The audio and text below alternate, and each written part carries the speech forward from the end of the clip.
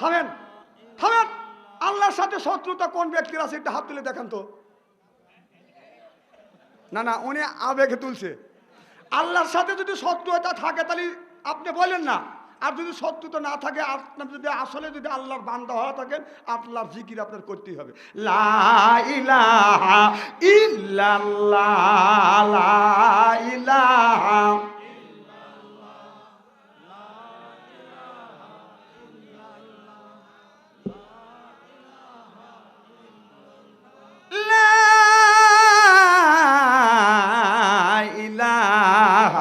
ইল্লাল্লাহু মুহাম্মাদুর রাসূলুল্লাহ।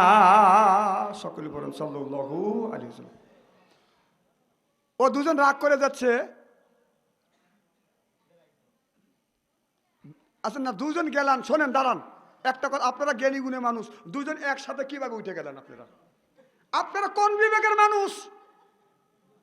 বসেন, এই যে বসেন না ভাই, বসেন বসেন বসেন, হনে বসেন। আমি বললাম বসেন, নলে গেলে আমি আইসে না, বসেন হনে মোতা লাগো, হনে মতেন খামখিয়ালি বাইসেন নাকি? ফস করে দুজন উঠে দেবেন, শয়তান আর একজনকে খালু ওঠো, ওরা দুজন গেল, তোমরা দুজন যাও। একদিন না খাওয়া থাকলে কি হয়? না না, মোতা লাগে হনে মুতুক। যাত্রা দিয়ে ফিরে গেলে পায়খানা করে আর একজনের পকেটে রেখে দেয়। দাবি বসেন, আপনি উঁচুয়া বসেন, আমি বুঝতেছি যাবেন। হ্যাঁ, দুই ট্যাঙ্কির উপরে বসে এখন উনি লাভ দিয়ে উঠে চলে যাবে। কানা বক্তা আনেন নাই কে? আমার বসাতে আপনি অমরে দেবেন, আনসারিক বসাতেই আছি আমি, এখানে গপ্প করে আর বিড়ি খাই। আমার কি খারাপ লাগতেছে নাকি? কারণ আমি হক কথা বলি তো, সব দিতেই লাগে।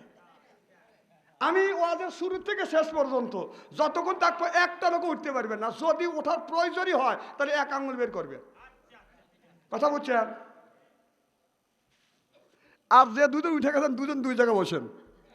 চোখ টিপেও তো ইশারা যদি দিচ্ছে না পা। সে জ্ঞানী গুণী মানুষ এইভাবে দুজন একসাথে উঠে যেতাম মাঝখান থেকে। আমার এটা সবাই নষ্ট করা লোক, ঠিকই কইছে। মানে শয়তান এসে কইছে খালু রে ওঠো, দুইজনে ওঠো। তখন দুইজনে উঠে গেছে, আবার শয়তান এসে পাশে যে দুজন বসে হলে হেঁকার ধরবে, ওই দুই জেঠা চলে গেল, খালু তুমি ওঠো না কে? তখন আরো দুজন উঠে দেবে। আপনার দোষ না, দোষ হলো শয়তানের। শয়তানের ক্ষমতা আল্লাহর কাছ থেকে নিচ্ছে। মাথা দিয়ে ঢুকবে, পায়ে তালু দিয়ে বের হবে, পশম দিয়ে ঢুকবে, অপর পশম দিয়ে বের হবে। এ দোষ আপনার না, এ দোষ হলো শয়তানের। আমার ভাইয়ের, আমার মুসলমান ভাইয়েরা,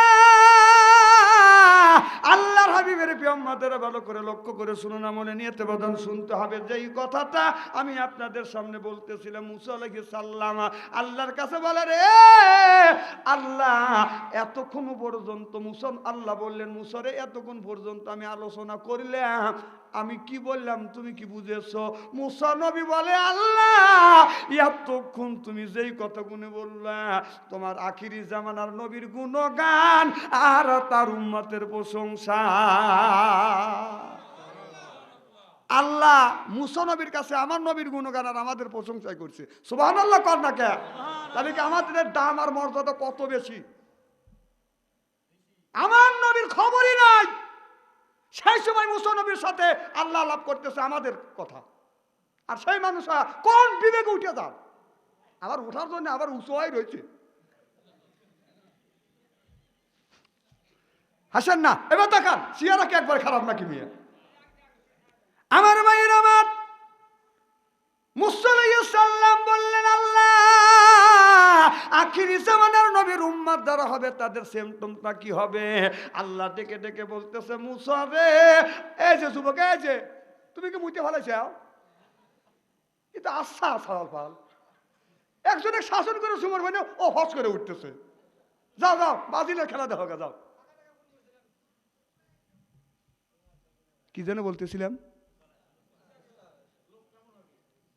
মুসা আলাইহিস সালাম বললেন আল্লাহ, আখিরি জামানার নবীর উম্মতের সিমটমটা কি হবে? আল্লাহ বললেন মুসা রে, আখিরি জামানার নবীর উম্মত যারা হবে তারা কোনো কাজের শুরুতেই বিসমিল্লাহির রাহমানির রাহিম। এ মুসা যারা হবে তাদের সিমটমটা হবে প্রথম ভালো কাজের শুরুতেই তারা বিসমিল্লাহির রহমানির রহিম বলবে। কারণ বিসমিল্লাহির রহমানির রহিমের বাজার অক্ষরটা হলো বাজান 19টা, এক একটা অক্ষরে 10-10টা করে নেকি কে দিবে? আর সেই বিসমিল্লাহ নিয়ে আজকে বাংলার জমিনে বাদান তামাশা হচ্ছে, ইয়ার কি করা হচ্ছে, মস্কারি করা হচ্ছে, কথা বুঝতেছেন না আমার ভাইরা আমার। আপনি যদি খাবার খাইতে যদি বলেন বিসমিল্লাহির রহমানির রহিম, আপনি আর পরে বলবেন বিসমিল্লাহ আলা বারাকাতুল্লাহ, যা খাবেন আল্লাহ আমার সামনে যে রিজিক গুনি আসছে, খাবার আসছে আল্লাহ এর মধ্যে তুমি বরকত দাও। আপনার বিসমিল্লাহ মনে নাই, মাঠের থেকে এলু তুলে আসছেন, আপনার বিসমিল্লাহ মনে নাই, মেজাজটা হলো হাই। বিবি যখন তরকারি দিচ্ছে মুখে দিয়ে দেখেন লবণ হয় না, দাঁতের উপর দাঁত রাখছে, তরকারি কেটে রাঁধছে রে, এরকম বেটা সাল আসে না?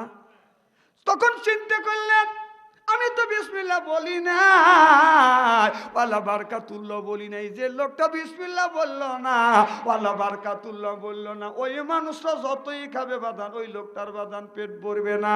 আপনি মনে মনে চিন্তা করতেছেন এখন আর এক লোকমা খাবার আছে রে, আমি তো বিসমিল্লাহ বলি নাই। তখন যদি বলেন বিসমিল্লাহ ওয়ালা খিরি, ওই শয়তান যা খাবে পেটে ওগরা দিয়ে তওবা করে বলবে আল্লাহ ইরাক থেকে স্কার্ফ ক্ষেপণাস্ত্র মারছে, এই লোকটার খাবারের সময় আমি শয়তান এসে কোনোদিন ডিস্টার্ব করব না। সিল্লাকন মারহাবা। এই বিসমিল্লাহ এত বরকত। মুসা আলাইহিস সালাম আল্লাহর কাছে বলতেছে আল্লাহ এই দুনিয়া তুমি কিসের উপরে টিকে রাখছো? মুসা নবী যখন বললেন আল্লাহ বলেন বিসমিল্লাহর উপরে আমি টিকে রাখছি। আল্লাহ বলে মুসা রে একটা কাঁচের পেয়ালা যদি ছেড়ে দেওয়া যায়, কাঁচের গিলাস যদি ছেড়ে দেওয়া যায় জমিনে পড়ে ভেঙে টুকরো টুকরো হয়ে যাবে। এ মুসা এই তাসবিহ এই বিসমিল্লাহ যদি আমি তৈরি না করতাম তামাম পৃথিবীটা কাঁচের বাসনের মতো ভেঙে ভেঙে টুকরো টুকরো হয়ে যাইতো। মুসা রে কোনো মানুষ যদি মরে যায়, ওই মানুষটা মারা গেলে তার বুকের উপরে হাত দিয়ে এরকম করে বিসমিল্লাহির রহমানির রহিম যদি লেখে, কবরের মধ্যে যদি রাখে, এই বিসমিল্লাহর খাতিরে কবরের গোড়া দাপ মাফ করে দিবে আমার আল্লাহ। সিল্লাকন মারহাবা। আর সেই বিসমিল্লাহ নিয়ে আজকে আমাদের সমাজের মধ্যে ঠাট্টা হচ্ছে, ইয়ের কি হচ্ছে, বিসমিল্লাহটা গানের মধ্যে ঢুকো দিয়ে কয় যেই বিসমিল্লাহর হয় না ওজন, যেই বিসমিল্লাহর হয় না ওজন, পৃথিবী দিলে তামাম বিসমিল্লাহ বলিয়া আমি জবান খুলিলাম, বিসমিল্লাহ বলিয়া মুখের জবান খুলিলাম। পাপা পাপা পা কথা কয় না, কথা কয় না। ও যে রামের বেটা বনের পশু নাম ছিল তার হনুমান, বিসমিল্লাহ বলিয়া মুখের জবান খুলিলাম। তুমি মুসলমানের বাচ্চা হয়া কোন জ্ঞানে এই বিসমিল্লাহ লিয়া তুমি ঠাট্টা করো, বিসমিল্লাহ লিয়া ইয়ার কি করো? যেই বিসমিল্লাহ তোমার কপালের উপরে যদি লেখা থাকে, বুকের উপর যদি লেখা থাকে, কবরের গোড়া দাপ মাফ করে দেয় আমার আল্লাহ। সিল্লাকন সুবহানাল্লাহ।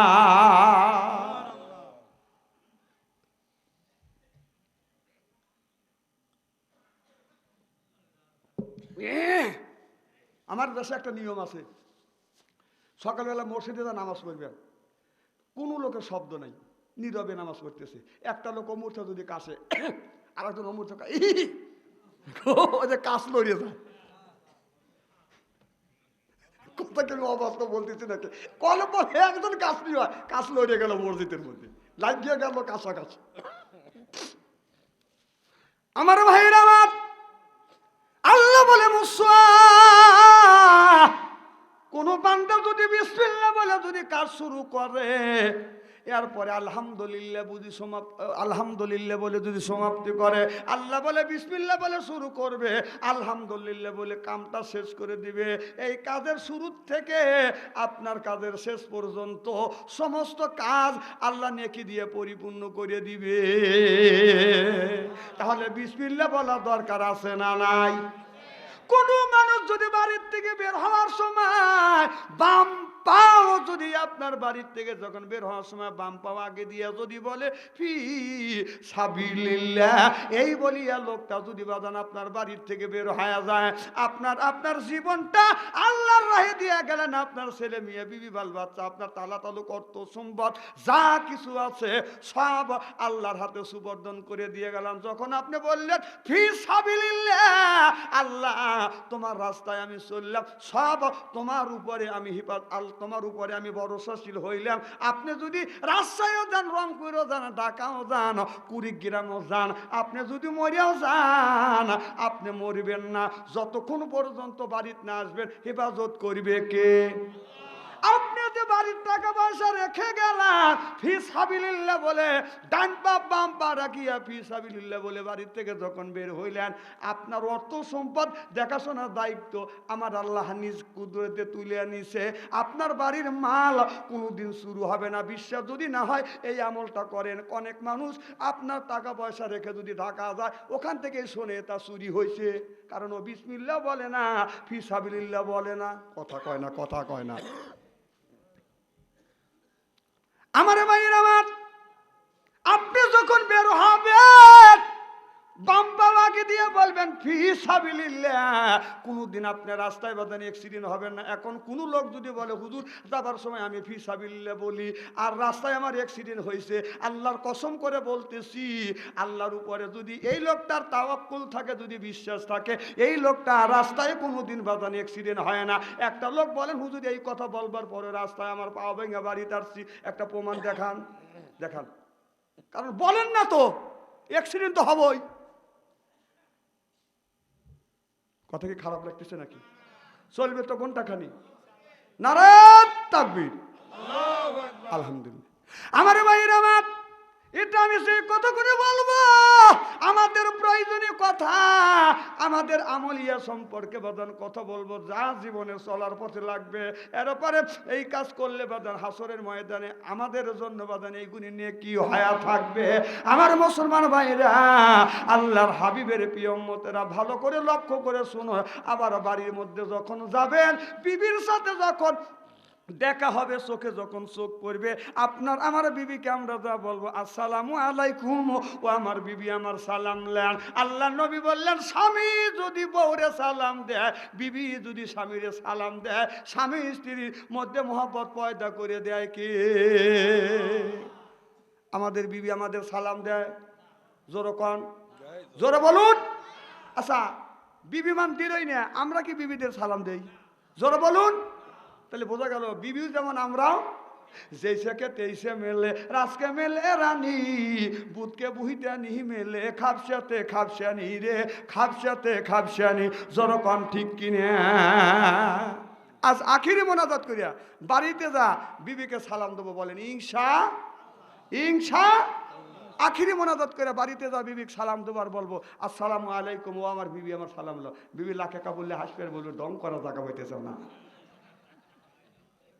মানে এই টেলিংটা আমাদের বাড়িতে নেই হাদিস সাহেব। আজকে যদি আমাদের বাড়িতে এই টেলিং থাকতো, তাহলে আমাদের বিবি হাসতো না। আমার বাড়িতে এইরকম অবস্থা। আমি আমার বিবিকে যা সালাম দেই, আমার বড় ভাই খালি লাখে কাপড়লে হাসে। আমি এই দৃশ্য দেখে আমি মাইন্ড করলাম, জিজ্ঞেস করলাম ভাবি আপনি হাসেন কেন? কয় তুমি তোমার বউক সালাম দাও, তোমার শরম টরম করে না। আমি বললাম ভাবি সব কাম করি, শরম করে না, সালামের আবার কিসের শরম? কথা কয় না, কথা কয়। বিবির সাথে কোন কথাই হয় না আর কোন কাজটাই হয় না, যে কথা কয় না।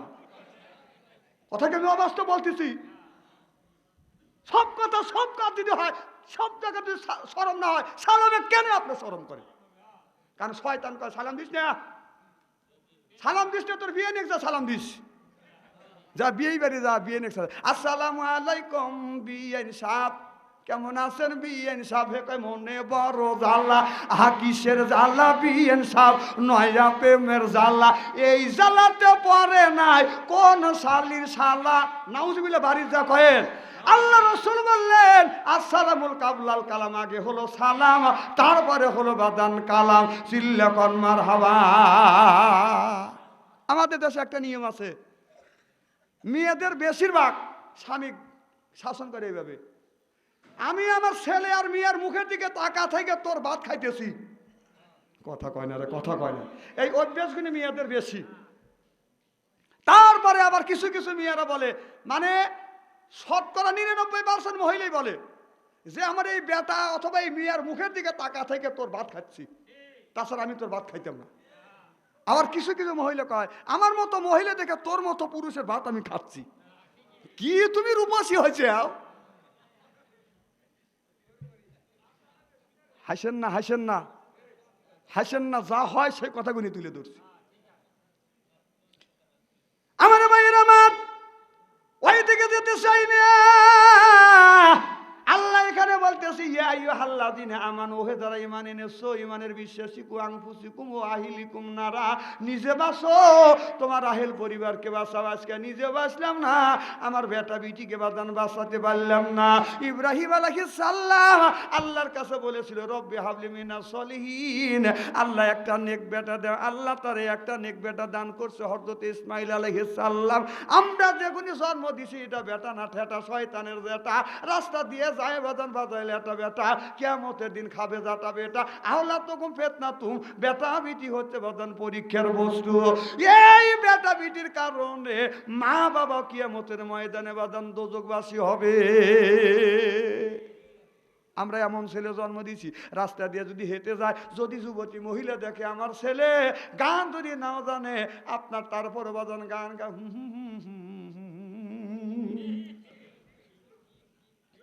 অবশ্য কথা আমি বলি না, যা হয় তাই বলি। আমার ভাইয়ের আমার, আমাদের সিরাজগঞ্জ সাজাদপুর মাঝখান দিয়ে রাস্তা, দুই পাশে বাজান ইরির খেত। আপনাদের এলাকায় ইরির আবাদ হয় কি হয় না বাজান? মেয়েরা বাজান আপনার এখন তো আধুনিক যুগের মেয়েরা বাজান এমন সাজগোজ করে, চোখ দাদানোর সাজ, কথা বুঝতেছেন না? এক চোখের মধ্যে 9 রকমের লাই বাজান ম্যাসকারা, কথা বুঝতেছেন না? পায়ে পরে হাই হিল করে মেয়েরা সাধু কিলকিল, এরপরে বাজান ঠোঁটে লাগা লটকে পিস, দেখেই যুবকেরা মারে বাজান শীষ, চোখে পরে ম্যাসকারা, দেখেই বাজান বুড়া মানুষের কাম সারা। কথা কয় না, কথা কয় না। এক চোখের মধ্যে 32 রকমের বাজান আইবুড়ো মা খায়। আমার মুসলমান ভাইরা ভালো করে লক্ষ্য করে শুনুন, আমলে নিয়েতে বাদান শুনতে হবে। মেয়েরা যখন রাস্তা দিয়ে যায়, যাবার সময় বাদান মেয়েরা গায়ে বাদান সেন মাখায়, যাবার সময় সেন লে, কথা কয় না, কথা কয় না। 1/2 মাইল দূর থেকে বুড়ো মানুষও কাহে যাইতেছে একজন, কথা কন। 2 পাশে ইরির খেত, এরপরে এইরকম করে বাজার বুড়া মানুষ ইরির খেত বাজার ইরি নিড়াচ্ছে, নিড়ি না বোঝেন? আপনার মহিলারা যখন যাচ্ছে, ওদের যাওয়ার সাথে সাথে বাজান একটা সেন বের হয়ে গেছে, মোমো সেন। তখন ওই বুড়ো মানুষ করে তেপাল, দাঁত তো নাই, মেয়েটাকে দেখে বলতেছে তেপালির বাবা এখন বেতে টানা তুর, তেপালির বাবা এখন বেতে টানা সুর, আদম বিংশ করিতে গিয়ে হইয়াছে ফতুর, সেপালির বাবা এখন বেসে সানা সুর। আমি আমার একটা হাদিসের কথা, কোরআনের আয়াতের কথা মনে পড়ে গেল, আল্লাযিনা লা ইয়াশহাদুনা যুর, যুর শব্দ তাফসীর করতে গিয়ে আপনার হযরত আব্বাস রাদিয়াল্লাহু তাআলা আনহু বলেছে, আপনার মিথ্যা কথা দূরের কথা, মিথ্যা কথার মাহফিলে বাদান অংশগ্রহণ করা যাবে না।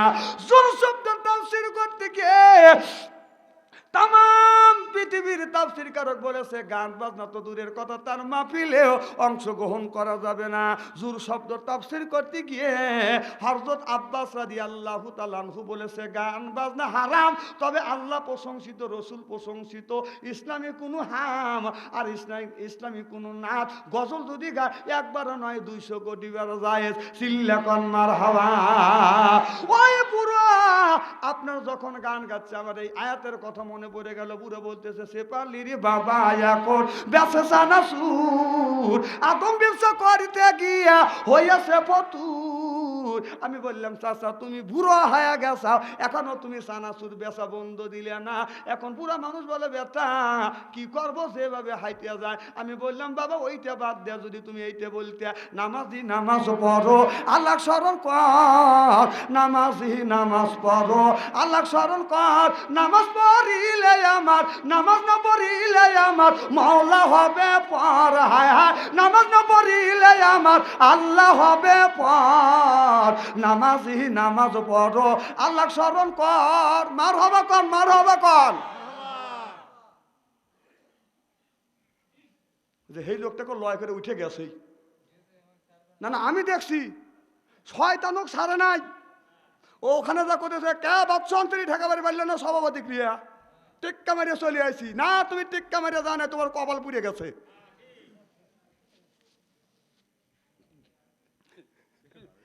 না, এরা ভাবছে যে কানা বক্তা ক্লিয়েছে। একটা অন্ধ মানুষকে আমার এলাকা কানা কয়, আপনাদের এলাকা কি বলে? আরে তা কথা কয় না রে, কানাও বলে অন্ধ বলে। সেই আমাদের এলাকার কানা মানুষ রাত্রিবেলা হারিকেল লাগা যাচ্ছে। হারিকেল বোঝেন তো? হারিকেল লাগা যাচ্ছে, মনে করেন যে আমার সুবর ভাইয়ের সাথে দেখা হয়েছে। সুবর ভাই বলতেছে, রসিক মানুষ তো বলতেছে, বাবা কানা মানুষ দেখো না, আবার চোখে তোমার রাইটিকে আবার দিনিকে আবার হারিকেল লাগা যাচ্ছ। তখন কানা মানুষ উত্তর দিতে, সুবর ভাই তুমি তো অত বোঝো না, খালি খালি ছাত্রকারে পড়াও, তোমার দাম দায় কোরআন হাদিস পড়ে না, কিন্তু আধ্যাত্মিক তো তোমার জ্ঞান নাই। ওখানে বলে হুজুর কারে বলে জ্ঞান নাই, খালি জ্ঞান আছে ওই গেরে। কানা বুঝেতেছে আমি আমার জন্য হারিকেল লাগানি, আমি তোমার জন্য হারিকেল লাগাইছি। অন্ধকারের মধ্যে এসে তুমি যেন আমার পেটে পারা না দেও।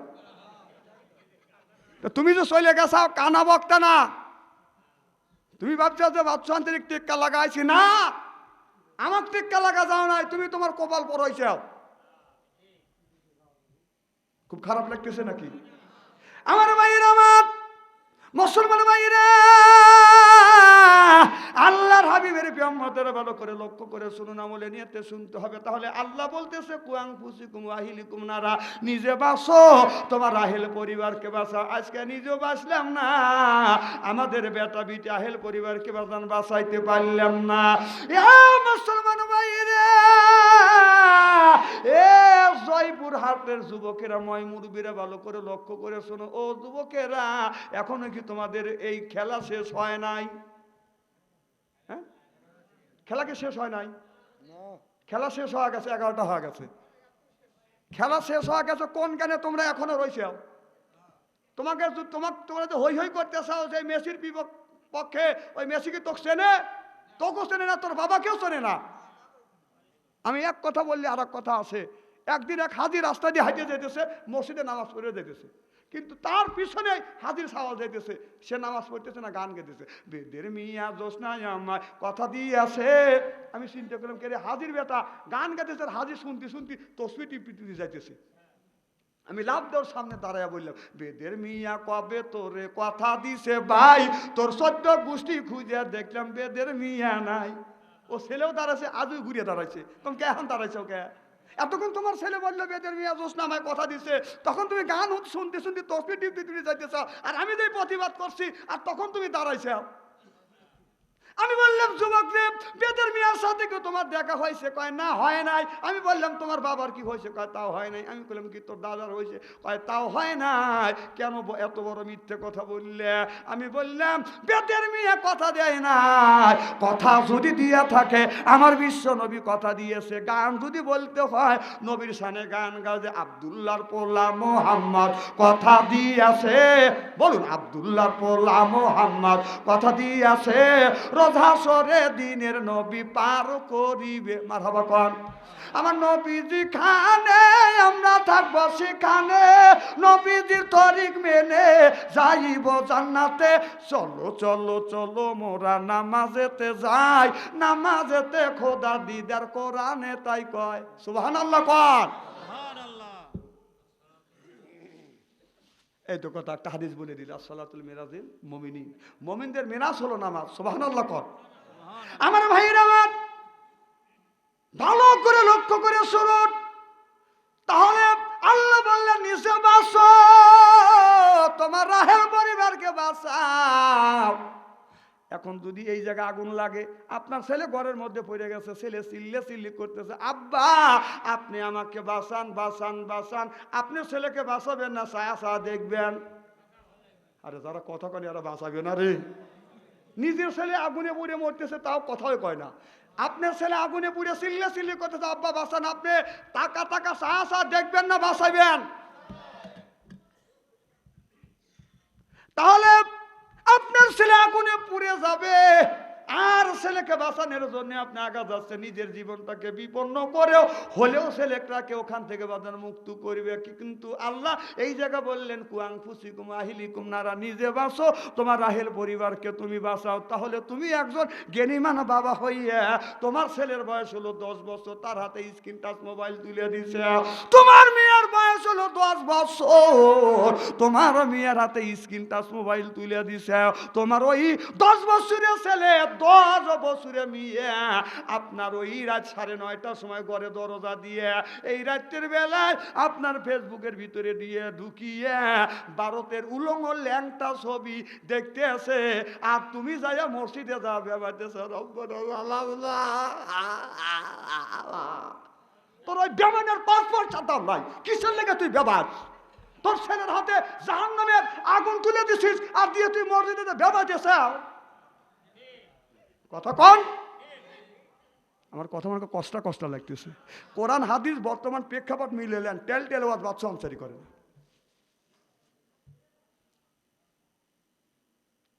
একটা গ্রামে যদি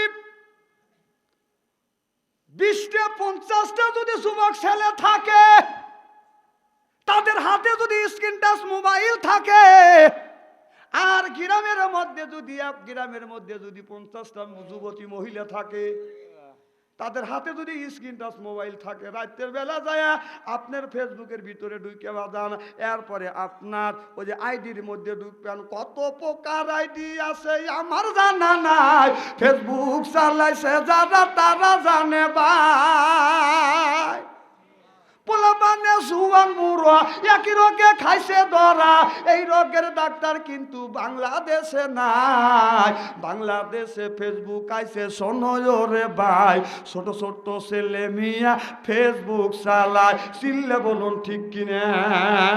আপনি ফেসবুকের মধ্যে ঢোকেন, আইডির মধ্যে যায়া দেখেন যত গুণী যুবতী আছে, যদি 50টা যুবতী থাকে, আপনার 50টার মধ্যে 45টা মহিলা ফেসবুকের মধ্যে বাজানে এখনো, মেসেঞ্জারের মধ্যে ঢুকে দেখেন ফেসবুকের মধ্যে বাজানে এখনো রয়েছে, এখনো লাইনে রয়েছে। তাহলে রাত 12টার পরে একটা যুবতী মহিলা এখনো যদি লাইনে থাকে, ও কি করতেছে? তাহাজ্জুদ নামাজ পড়তেছে। কথা কয় না।